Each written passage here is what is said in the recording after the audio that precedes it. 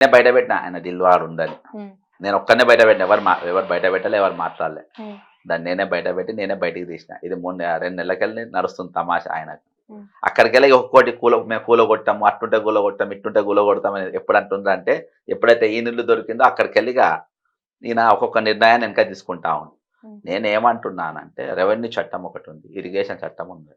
ఈ 2 చట్టాలు ఏం చెప్పినానంటే 2014లో అమెండ్మెంట్ చేసుకున్నాం మనం. ఏమని చెప్పినాయంటే, మీరు ఒకవేళ ఎవరైనా ఇల్లు కట్టుకున్న తర్వాత అక్కడ ఇదివరకు చెరువు ఉంది, అది ఉంది, ఇది ఉంది అని చెప్పినా, మీరు ల్యాండ్ ఎక్వేషన్ ఒకవేళ వాళ్ళ దగ్గర డాక్యుమెంట్స్ ఉంటే ఇల్లు జోలికి పోవద్దని ఉన్నది.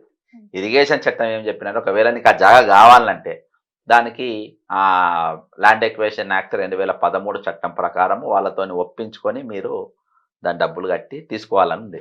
వీళ్ళు ఏం చేయకుండా రేవంత్ రెడ్డి బుల్డోజర్ ఇస్తే ఆ బుల్డోజర్ వేసుకొని ఇల్లు నువ్వు డాక్యుమెంట్ ఉండు, ఒక్క సెకండ్ నేను ఒక్కడు చూపెడతా, ఈయన ఎసొంటోళ్ళే అంటే ఈయన దగ్గరకు వచ్చేకేమో ఇవి ఇండ్లు, తక్కిన వాళ్ళకేమో ఇగో ఇది అందరు చూసే ఉంటారు ఇది. కష్టం.